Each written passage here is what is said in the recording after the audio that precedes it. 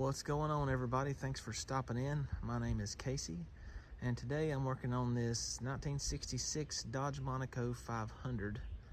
This car was parked in the woods like 20 years ago and left to die.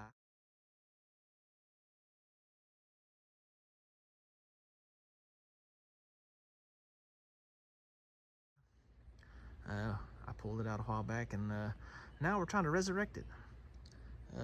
The engine was badly stuck, lots of rust in it. There was no coming back.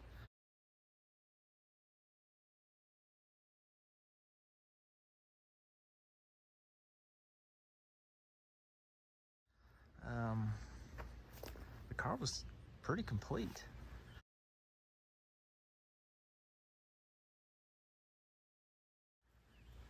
Anyway, I've got an engine put together for it. Here's the motor that's going back in it. This is also a 383. I've started it one time, had problems with the carburetor, just overfilling the float bowls. And I think it's the O-rings on these needle and seat valves, because they just screw in real easy. I don't think the O-ring is sealing up. That's a common problem with these things. As you can see, it's kind of flat. So we're gonna replace those and see if we can solve that problem. I gotta put plug wires on it. I had some crappy ones on it. I'm gonna put some that are less crappy. Right here's the original radiator out of the car. I'd like to run it. It's kind of rough, but we're gonna put it on the run stand and put this thing through a couple of heat cycles and just see what it does. You know, worst case, we can put an aluminum radiator in it. I just like the original one. So, I'll get back to you. Okay, well, it's days later. I mean, it just is. I got our junky radiator put in and poured water in it. Of course, it leaks, so I just epoxied it right about there. So that radiator is probably not going in the car. I got fuel lines made. Ooh. Ended up doing them out of aluminum. I wanted to use the steel tubing, but I couldn't get a good bend on it. I just wanted to kink. That's the best one I could get. Aluminum's fine, it's good. I had it laying around. Got the some janky wiring done here just for temporary. You know, here's our ignition. Start. Yes, it's Romex. It's temporary. Get over it. What else need to do? Oh, I got my coolant loop there, and I got the transmission looped. So we should be ready to fire it up again. Replace the needle and seat valves. I had some new ones. I just replaced the whole thing, so maybe that's fixed now. So let's get the hose in the gas can and see what happens. All right, we're ready to go. Ignition.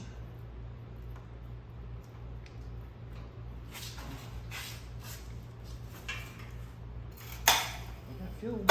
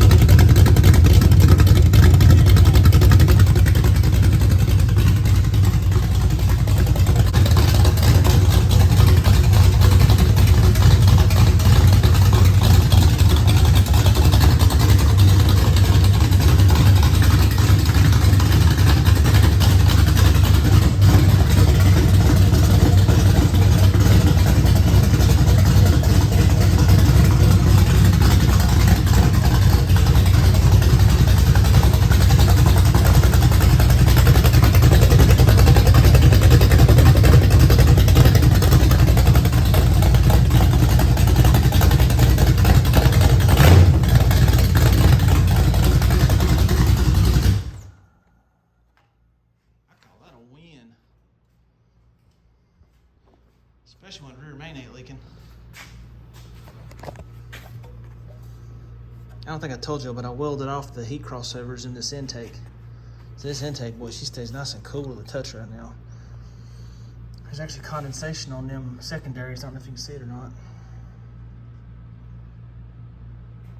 So that's good. She's gonna be a little bit cold-blooded, but I don't care. We got a fuel leak.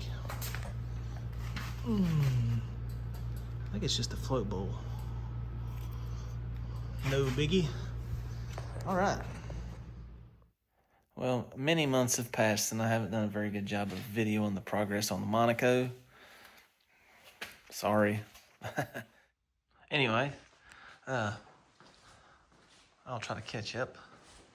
The motor's in. Hey, I'll get a better look at that when we set it down. It was pretty basic. It just, like anything else, it just sits in there. You didn't miss anything. I got my junkyard headers on here. I had to do a lot of modifications on this side because it didn't fit the car.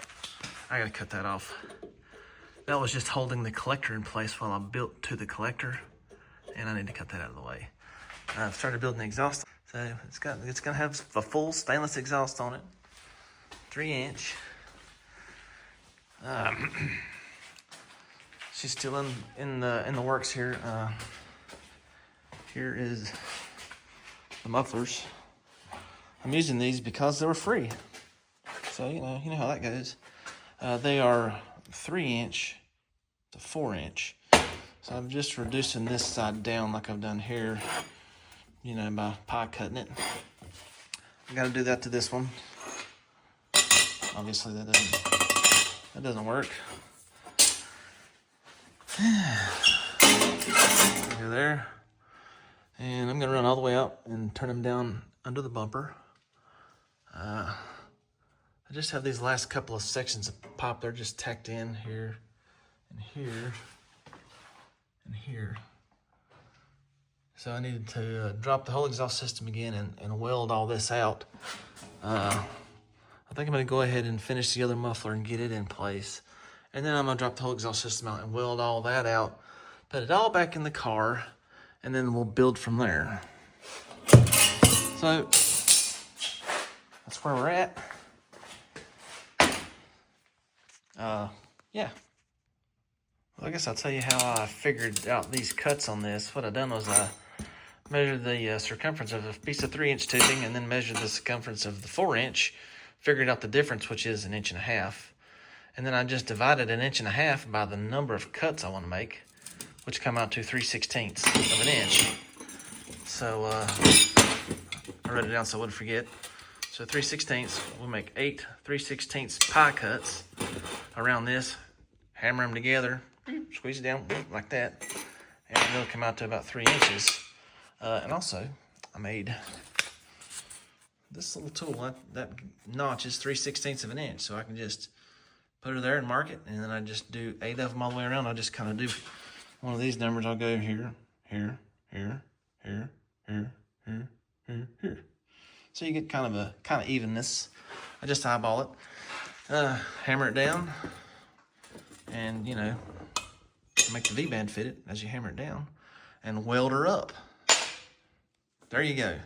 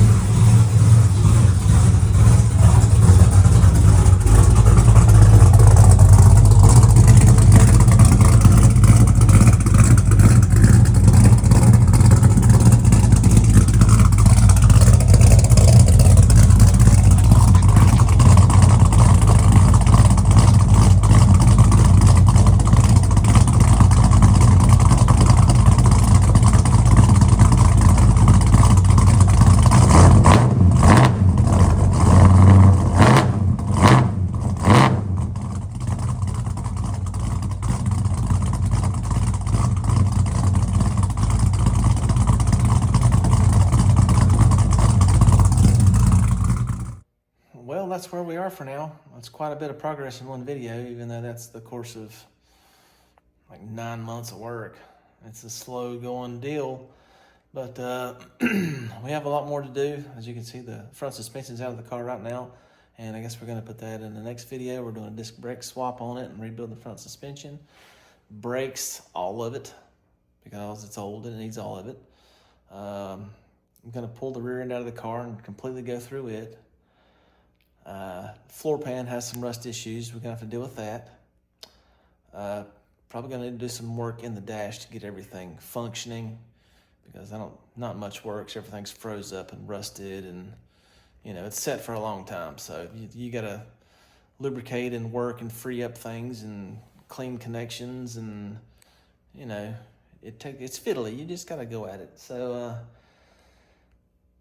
I hope you come back and watch again. You know, you can always subscribe. I know this is my first video in years. I've had this channel since 2015, and I haven't uploaded anything in like 5 years or something. So I want to start uploading regularly and, you know, continue on with this project and others. So, you know, if you want to subscribe and like and that sort of thing, that'd be great. I would really appreciate it. I don't know where this is going to go. I don't know if this channel is going to grow, but you know, any motivation I can get from y'all would be great. You know, so do the comment thing, you know, the YouTube thing, whatever. Just do the thing, and I would appreciate it. And we'll catch you on the next one. While you're still watching, go work on something, okay? Your project's not getting done watching YouTube, okay? Go do something. Y'all have a good one.